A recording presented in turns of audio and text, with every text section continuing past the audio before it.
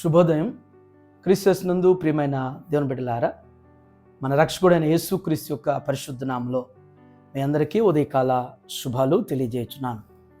ఇది మన టీఎల్సీ దిన ఆహారంలో దేవుని యొక్క వాక్యాన్ని మన జ్ఞాపకం చేసుకుందాం.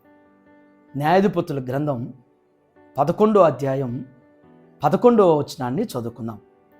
కాబట్టి యెఫ్తా గిలాతు పెద్దలతో కూడా పోయినప్పుడు జనులు తమకు ప్రధానిగాను అధిపతినిగాను అతన్ని నియమించుకొనిరి.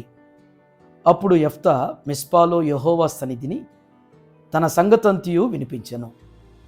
దేవుని బిడ్డలారా, ఉదయకాల సమయంలో రెండు శ్రేష్టమైనటువంటి తలంపులు ఈ భాగం ద్వారా దేవుడు మనతో మాట్లాడుతున్నాడు.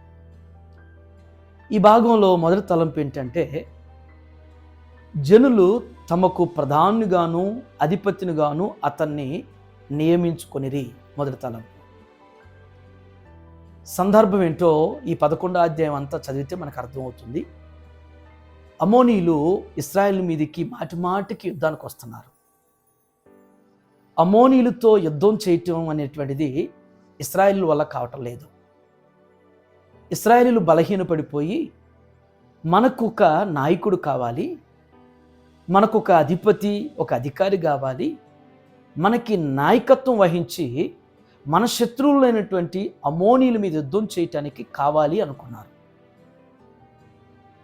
అనుకున్నప్పుడు వారికి అధికారిగా, వారికి న్యాయాధిపతిగా, ప్రధానిగా ఈ గిలాతీయుడైనటువంటి యెఫ్తాను వారు నాయకత్వం వహించమని తీసుకొచ్చి నియమించుకున్నారు.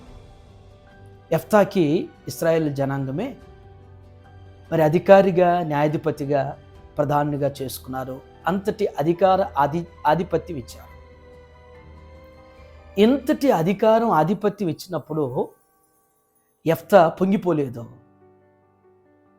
నేను సమర్థుడు కాబట్టి, నాలో యోగ్యత ఉన్నది కాబట్టి, నాలో ఇంత గొప్ప అర్హత ఉన్నది కాబట్టి ఇశ్రాయేలీయులు నన్ను న్యాయాధిపతిగా, ఒకప్పుడు అంటే తోలివేసిన వారు, నెట్టివేసిన వారు, పడవేసిన వారు, తీసివేసిన రాయి మూలకు తలరాయి అవుతుందనేటువంటిది లేఖనంలో చెప్పినట్లుగానే ఒకప్పుడు నెట్టివేయబడినటువంటి యెఫ్తా ఈ రోజున మరలా అవసరమయ్యాడు. మన జీవితంలో కూడా మన ఇంటివారు కావచ్చు, మన స్నేహితులు కావచ్చు, మన బంధువులు కావచ్చు, మనం అక్కర్లేదు అని, మనం పనికిరామని, మనం నిరుపయోగమైన వ్యక్తివని మనల్ని పక్కకు నెట్టివేసి, బాధపరిచి, అవమానపరిచి, నిందించి నెట్టివేశారేమో. ఒక దినాన నీవే పనికొస్తావు, నీవే అక్కరకొస్తావు, నీవే అవసరం అవుతావు. ఆ దినాన నిన్ను వెతుక్కుంటూ నీ దగ్గరకు వస్తారు. యెఫ్తా జీవితం కూడా అలాగే. అయితే ఇశ్రాయేలీయులకి అధికారిగా ఆధిపత్యం ఇవ్వటాన్ని బట్టి హర్షించలేదు, గర్వించలేదు యెఫ్తా. మనం కూడా అది గుర్తెరగాలి. మనం ఏమీ లేనప్పుడు అణిగిమణిగుంటాం.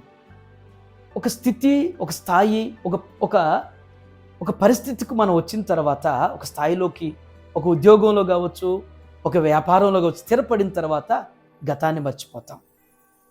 యెఫ్తా అలా చేయలేదు. రెండవ తలంపు ఏంటంటే ఆ భాగంలో తన సంగతి అంతయు వినిపించెను అంటున్నాడు.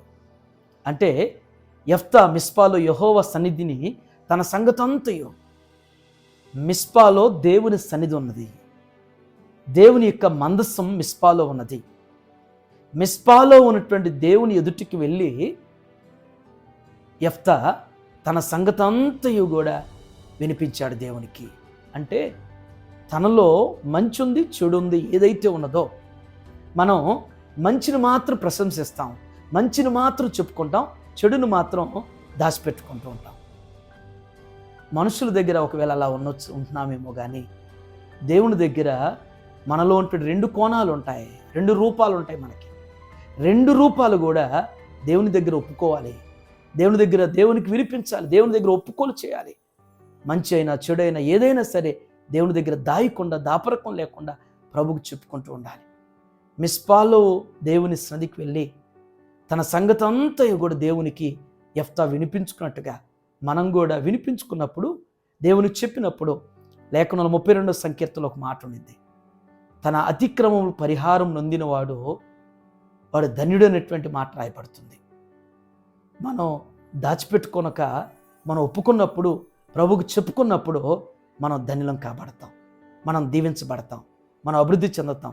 ఇంకా అనేకమైనటువంటి వాటి మీద మనకి దేవుడు ఆధిక్యత, అధికారం దేవుడు మనకిస్తాడు.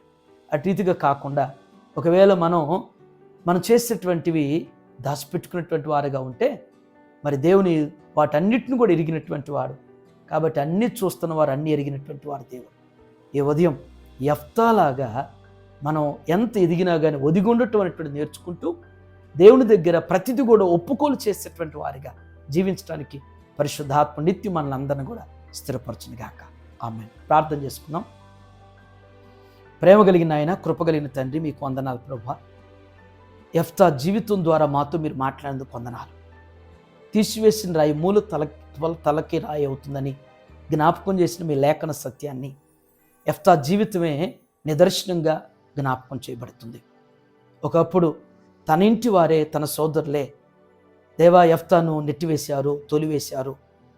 అయ్యా, తన యొక్క అంతాన్ని ఎదురు చూసినటువంటి వారు, ఎంతో పగతో ప్రతీకారం తీర్చుకోవాలనుకున్నటువంటి వారు. కానీ ప్రభువా, ఆ యెఫ్తాయే మరలా వీరికి అవసరమైనప్పుడు అయ్యా మరి నాయకునిగా ఉండటానికి, అధికారిగా ఉండటానికి తీసుకొచ్చుకున్నారు. ఈ ఉదయం ప్రభువా, ఎందరైతే నాయన వారి ఇంటి వారి చేత, వారి బంధువుల చేత, స్నేహితుల చేత నెట్టివేయబడ్డారో, కొట్టివేయబడ్డారో, నిందించబడ్డారో, అవమానపరచబడుతున్నారో, బాధించబడుతున్నారో, నొప్పించబడుతున్నవారు అట్టి వారిని మీరు జ్ఞాపకం చేసుకోండి దేవా. వారికే నాయన పనికొచ్చేటువంటి పాత్రగా, వారే ప్రశంసించేటువంటి యోగ్యత కలిగినటువంటి వ్యక్తిగా మీరు మారుస్తారనేటువంటి ఆ గొప్ప నమ్మికను దేవ మీ బిడ్డలకు కలిగి ఉంటూ సహాయం చేయండి దేవ. ఏ స్థితిలో, ఏ స్థాయిలో ఉన్నా కానీ గతాన్ని మేము మర్చిపోకుండా ప్రభువా, ఒదిగునటం, తగ్గింపు కలిగి ఉండటం మాకు నేర్పించండి. అట్టి స్థితిని నిత్యం అనుగ్రహించమని ప్రార్థన చేస్తున్నాను. యెఫ్తా ఏ రీతిగా మిస్పాలో ఉంటున్న మీ సన్నిధిలో తన సంగతి అంతా వినిపించుకుని ఒప్పుకున్నాడు, మా సంగతిని ప్రభు నిత్యం మీ ఎదుట ఒప్పుకోనేటువంటి ఆ హృదయాన్ని, ఆ మనస్సును మీకు కలిగి ఉంటూ మీ కృపద ఇచ్చాడు. ఈ ఉదయం టీఎల్సీ దిన ఆహారం చూస్తున్న ప్రతి బిడ్డను, ప్రతి కుటుంబాన్ని మీరు జ్ఞాపకం చేసుకుని ఈ దినమంతా నాయన మీ కాపరత్వం కింద మీరు నడిపించి మహిమ పొందమని యేసు నామములో ఈ ప్రార్థన సమర్పించున్నాను తండ్రి. ఆమేన్. దేవుడు మీ అందరికీ తోడైనగాక.